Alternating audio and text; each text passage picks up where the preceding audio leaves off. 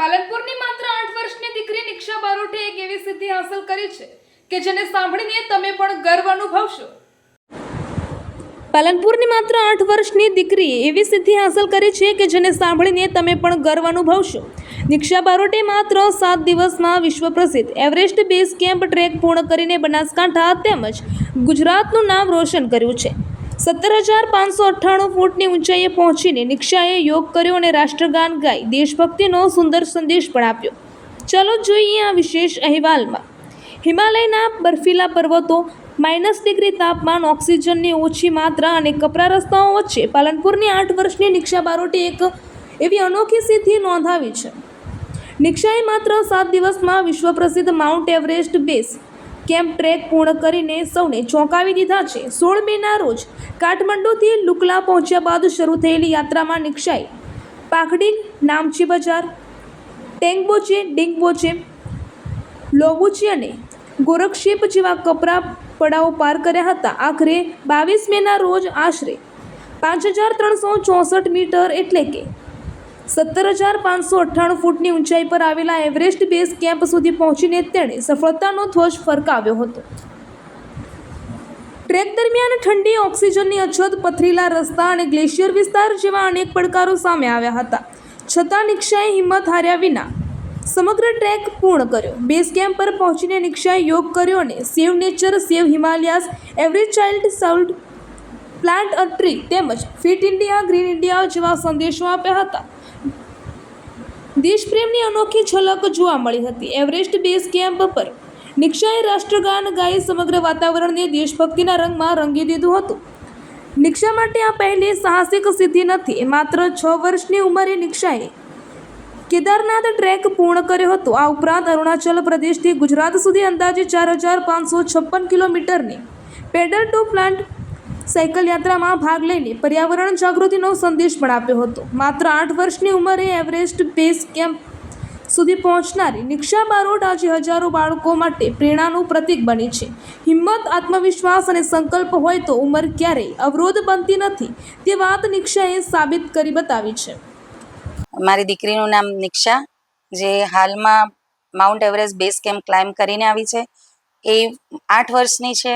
8 વર્ષની ઉંમરમાં એણે બહુ મોટી સિદ્ધિ હાંસલ કરી છે।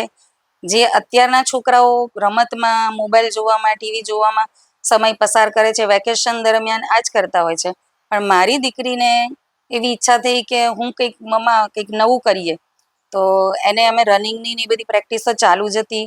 જ્યારે 4 વર્ષની હતી ત્યારથી જ એના પપ્પા જોડે માઉન્ટેનિંગ તો કરતી જ હતી, અને 6 યર્સની હતી ત્યારે એણે કેદારકંઠા ટોપ કર્યું છે। ત્યારે પણ મારી દીકરી ગુજરાતમાં ફર્સ્ટ હતી વિન્ટર ટ્રેકમાં, કે જે ગુજરાતમાં એ 6 યર્સમાં એક જ ગર્લ હતી કે જેણે કેદારકંઠા ટોપ કર્યું છે। અને અત્યારે બી 8 યર્સની એજમાં એને માઉન્ટ એવરેસ્ટ બેઝ કેમ્પ કર્યું છે, એ પણ આપણા ગુજરાતમાં ફર્સ્ટ છે। અને એ જઈને આવ્યા બદલ અમને બહુ જ આનંદ છે, બહુ જ ખુશી થાય છે। મારી દીકરી એકની એક છે, એને જ્યારે જવાનું હતું ત્યારે અમને થોડી તો મનમાં એમ થયું કે ભાઈ દીકરીને એકલી મોકલવી, અને પહેલી વાર ત્યારે અમને થોડુંક મનમાં આમ થતું હતું, પણ છતાં પણ અમે મન ઉપર પથ્થર મૂકીને એની ઈચ્છા હતી તો એને મોકલી છે। અને આજે બહુ મોટું કામ કરીને આવી છે અને અમને બહુ જ ખુશી છે, બહુ જ આનંદ છે। એ બદલ અમારા પાલનપુરના કલેક્ટર સાહેબ પણ એનું સન્માન કર્યું, અને આપણા જે MLA છે અનિરુદ્ધભાઈ ઠાકર, એમણે પણ એને સન્માન કર્યું છે। અને આપણા જે હર્ષ સંઘવી સાહેબ છે એમણે પણ એમના ટ્વિટર પર ટ્વીટ કર્યું છે। તો આજે મારી દીકરીને ખૂબ સન્માન મળ્યું છે, તો અમને બહુ જ આનંદ છે, બહુ જ ખુશી છે। અને મારી દીકરી આવી જ રીતે આગળ વધતી રહે, મારા દેશનું નામ રોશન કરતી રહે અને કંઈક આગળ નવું અચીવ કરતી રહે એવી અમારી શુભેચ્છા છે। દરેક પેરેન્ટ્સને બી હું એક મેસેજ આપવા માગું છું કે તમારી દીકરીઓને દીકરાની જેમ મોટી કરો। દીકરીઓ પણ આપણા દીકરા કરતાં ઓછી નથી, કમ નથી। દીકરીઓને બી પાંખો આપો કે જે ઉડાન ભરી શકે, એ દીકરાઓથી ઓછી નથી। દીકરીને દીકરાની જેમ ઉછેરો। જય હિન્દ, જય ભારત। नाम निक्षा है और હું सेकंड स्टैंडर्ड में पढ़ूँ છું और मैं यहाँ हूँ माउंट एवरेस्ट बेस कैंप में क्लाइंब કર્યો છે और मैं यहाँ राष्ट्रीय ध्वज जलाયો છે और मैं राष्ट्रीय गाना ગાયો છે। પછી આગળ યાક, જોગ બધા એનિમલ્સ યાક, જો પછી મને ચાલતા ચાલતા મને દિક્કત પડી કેમ કે આગળ જો યાક બહુ બધા આવતા હતા। પછી મને પથ્થરમાં હું ત્યારે માઉન્ટ એવરેસ્ટ બેઝ કેમ્પમાં પહોંચવા આવી હતી ત્યારે એક બહુ મોટો પથ્થર આમ પડેલો હતો રસ્તામાં બીચમાં. તો અમને પથ્થરના ઉપરથી ચડીને અમને જવાનું હતું. ત્યારે નાના નાના રોક આપણે પગ મૂકીએ તો આમ સ્લીપરી થાય, એટલે મેં એકવાર પગ મૂક્યો તો પડતા પછી ગઈ. કેટલા વર્ષ હતા અને આ ટ્રેકિંગ શીખવાની તૈયારી કરી? હું 8 years, હું 8 સાલની હતી. પછી મેં અહીંયા માસીના ઘરે પછી મેં ત્યાં રનિંગ કરી. આમાં બહુ બધા મહેનતો કરી. પછી મેં સોચ્યું હું માઉન્ટ એવરેસ્ટ બેઝ કેમ્પ જાઉં. માઉન્ટ એવરેસ્ટ ચડતી વખતે કોઈ પ્રાણીઓની હેરાનગતિ યા કોઈ ડર? બસ જ્યારે આગળ આવતા હતા પાછળ આગળ, તો મને રસ્તો દેવો પડતો હતો. ત્યારે પેલો રસ્તો ના હોય તો પથ્થરના ઉપર ચડવું જોઈએ. એવરેસ્ટ સર કરીને આવે છો તો કેવું ફીલ થાય?